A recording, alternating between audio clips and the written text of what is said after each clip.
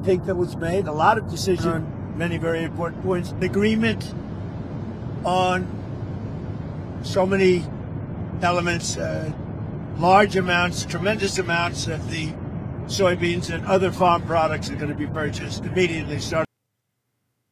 Given our different national conditions, we do not always see eye to eye with each other. And it is normal for the two leading economies of the world to have frictions now and then. And in the face of winds, waves, and challenges, you and I, at the helm of China-US relations, should stay the right course and ensure the steady sailing forward of the giant ship of China-US relations. I always believe that China's development goes hand in hand with your vision to make America great again.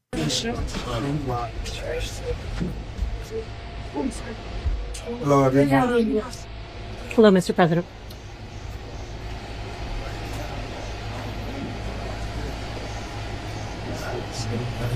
Mr. President, the President of the People's Republic of China. Good to meet you. Good to see you again. Good to see you again. Yes. Me too. And we're going to have a very successful meeting, I have no doubt. But he's a very tough negotiator. That's not good. We know each other well. Mr. President, do you plan to sign a trade deal today? Could be. I think we'll have a great understanding. We have a great relationship. We've always had a great relationship. Will they start buying U.S. soybeans again?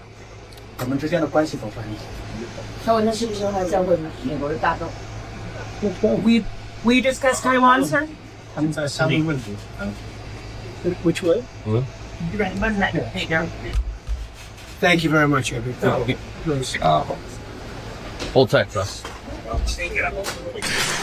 thank you very much. It's a great honor to be with a friend of mine, really for a long time now, if you think about it. The very, very distinguished and respected President of China. And we will be having some discussions. I think we've already agreed to a lot of things, and we'll agree to some more right now. But President Xi is a great leader of a great country, and I think we're going to have a fantastic relationship for a long period of time. And it's an honor to have you with us. Thank you very much. Thank you.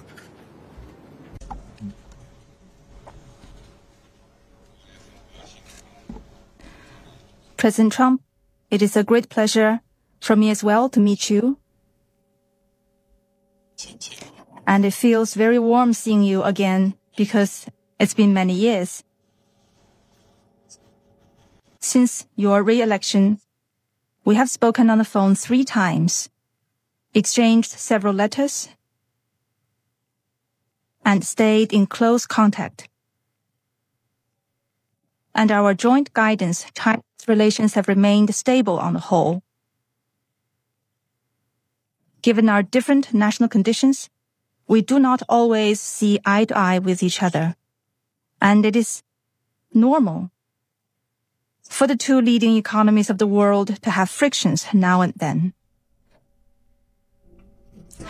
And in the face of winds, waves, and challenges, you and I, at the helm of China-US relations, should stay the right course and ensure the steady sailing forward of the giant ship of China-US relations.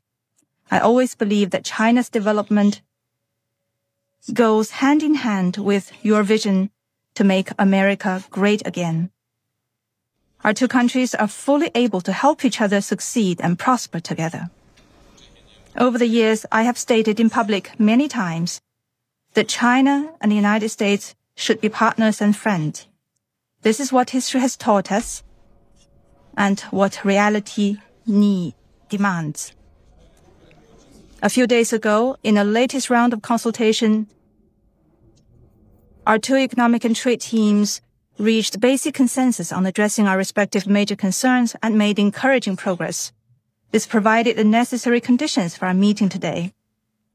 Mr. President, I am ready to continue working with you to build a solid foundation for China-US relations and create a sound atmosphere for the development of both countries. Mr. President, you care a lot about world peace, and you're very enthusiastic about settling various regional hotspot issues. I appreciate your great contribution to the recent conclusion of the Gaza ceasefire agreement. During your visit to Malaysia, you witnessed the signing of the Joint Declaration on Peace along the Cambodia-Thailand border, to which you had provided input. China's been helping in our own way Cambodia and Thailand properly settle their border disputes, and we have also been promoting peace talks to resolve other hotspot issues. The world today is confronted with many tough problems. China and the U.S. can jointly shoulder our responsibility as major countries and work together to accomplish more great and concrete things for the good of our two countries and the whole world. I look forward to exchanging views with you on questions important for our two countries and the world. Thank you. Thank you. Thank you very much. It's great to have you all. Thank you very much. President. I thought it was an amazing meeting. He's a leader of a very powerful, very strong country, China. And what can I say? We have an outstanding group of decisions, I think, that was made. A lot of decisions were made, too. There wasn't too much left out there. And we've come to conclusion on many very important points, and we'll be handing that to you in a little while. We're having, because there was a lot of different things, many of them very important. We're in agreement on so many elements, large amounts, tremendous amounts of the soybeans and other farm products are going to be purchased immediately, starting immediately. If you notice, President Xi authorized yesterday for China to start, did you know that, right? China to start buying in very large quantities of soybeans and other things, which I appreciated. That was a very nice gesture. Many other things like that. On fentanyl, we agreed that he was going to work very hard to stop the flow. It's a very complex subject because it's used for lots of different reasons, including anesthetics and things. But he's going to work very hard on it, precursors, and I think you're going to see some real action taken. I've agreed, as you know, I put a 20% tariff on China because of the fentanyl coming in. It's a big tariff. And based on his statements today, I reduced it by 10%, so it's 10% instead of 20%, effective immediately. I believe he's going to work very hard to stop the death that's coming in. But again, it's complex because of what fentanyl is, what the precursors do. So I think you're going to see a big difference. We've had discussions on many of the elements that you're talking about all the time. You're asking me questions, and most of those things were, I think, agreed to for the most part. I think we agreed to almost everything in a very acceptable form. I wouldn't say everything was discussed because there were things that probably, in retrospect, we could have discussed and we did, for some reason, it didn't come up. But if you have any questions, let me know. Go ahead. What about chips, sir?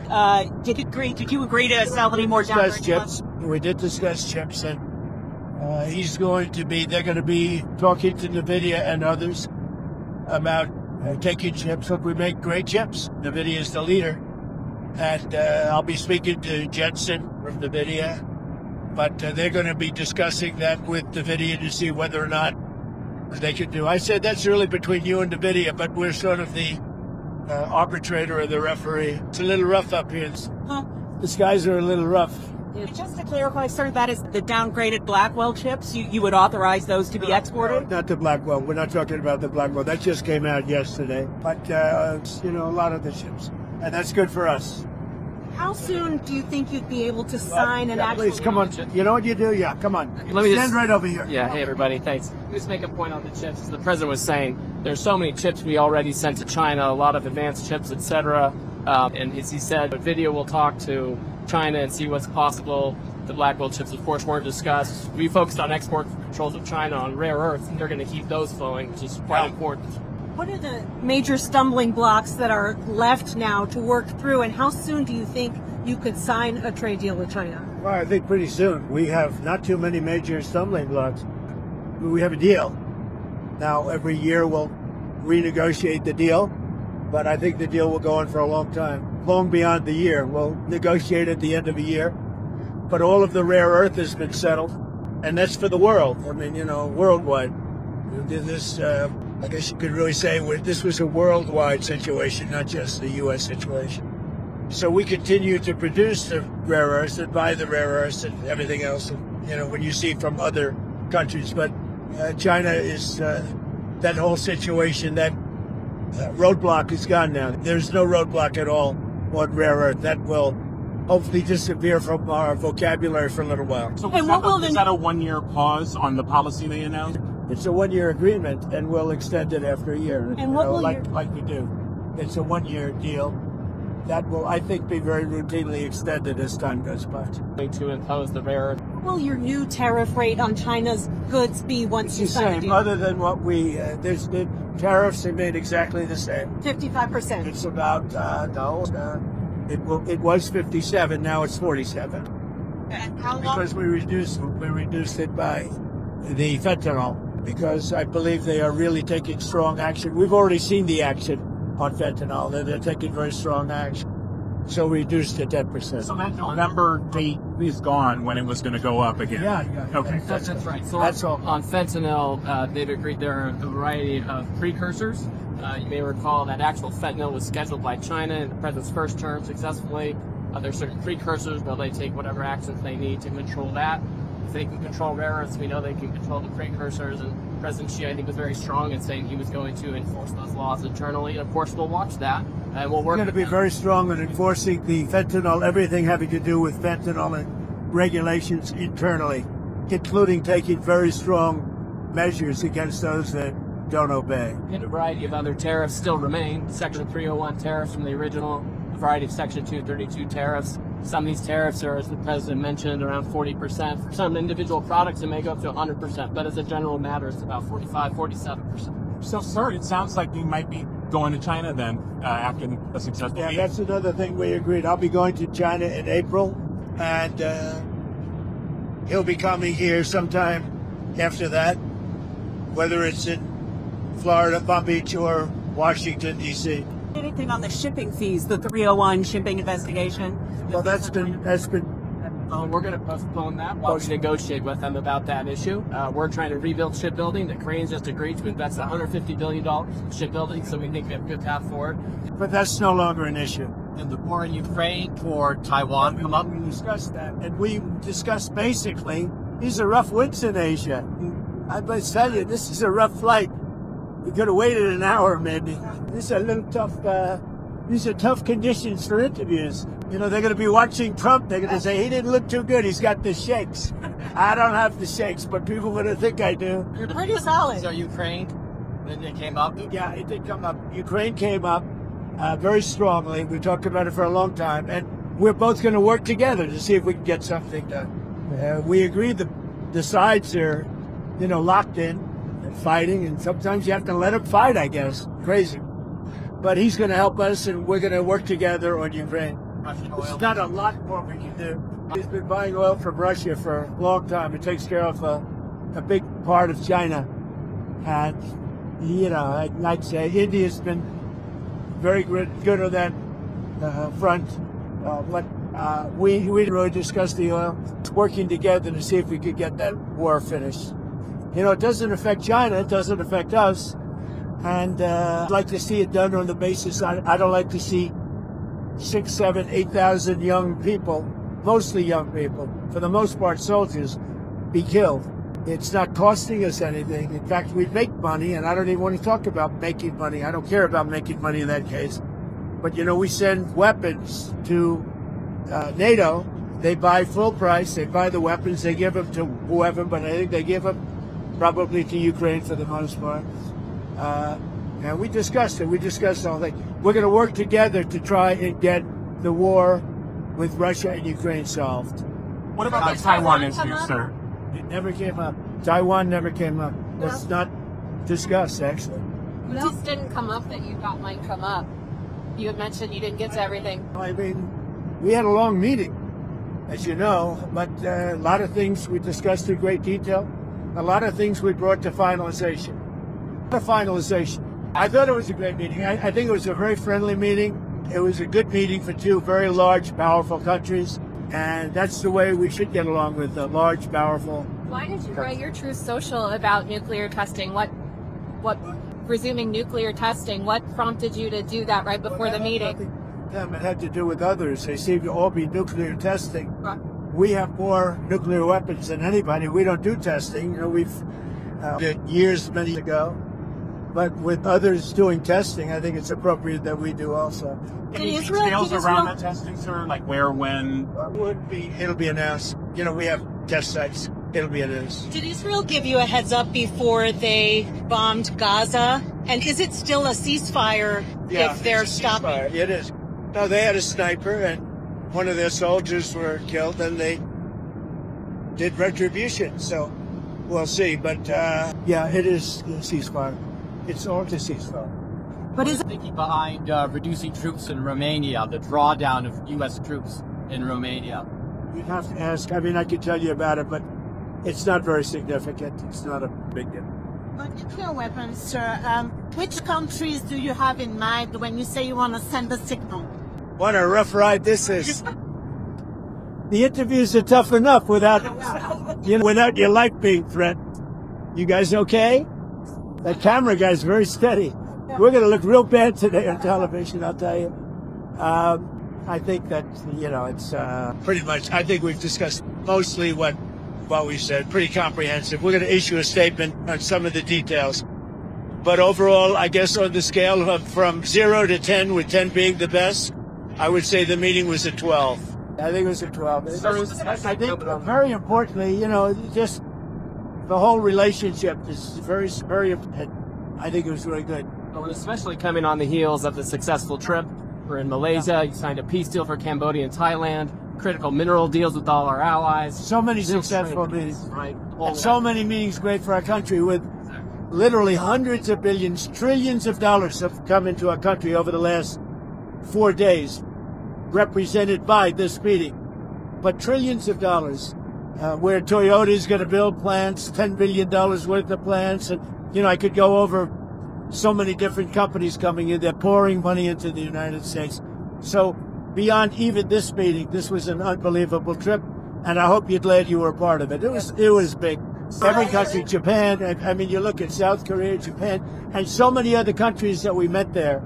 They're investing tremendous amounts of money in the United States, like money that we've never seen before. So are we investments from China in the U.S., additional investments, anything like that? They have investments, and they will invest. And China, I think they feel very strongly. They congratulated me on the tremendous success that we've had, because there's never been a country that has had so much money come into it for purposes of investment, for building, for auto plants, for AI, etc. So he was very strong, congratulating me for that. But he didn't commit to any additional investment or outflow. But he would. Did you ever get Kim Jong-un about setting up a meeting? Does he have a phone? We never were able to talk, because I was so, and really this is why we came. I think it would have been maybe disrespectful to the importance of this meeting if we did that. So I'd come back with respect to Kim Jong-un. I'd come back if it was. What do you want to talk about with him? I had a great relationship with Kim Jong-un. I think if I didn't get elected, you would have had, if Hillary Clinton came in at the time, who he doesn't like too many other than me, if you want to know the truth. I think you would have had a big war. Could have been a very bad war, too. With the nuclear announcement, just one more on the nuclear announcement. Do you worry that we're entering a more risky environment when it comes to nuclear issues? No, I don't think so. I think we have it pretty well locked up. But we have more than anybody. But I see them testing. I say, well, if they're going to test, I guess we have to test. I'd like to see a denuclearization, because we have so many, and Russia has some. Russia's second and China's third, and China will catch up within 4 or 5 years. I think de-escalation would be, they would call it denuclearization, would be a tremendous thing. And it's something, we are actually talking to Russia about that, and China would be added to that if we do something. Thank you all. It was a great success. It was a great honor. I mean, he's a tremendous leader of a very powerful country, and I give great respect to him, and we appreciate the fact that he came for this meeting. Thank you very much. Anything on Canada? Anything on Canada? A very nice conversation with him last night.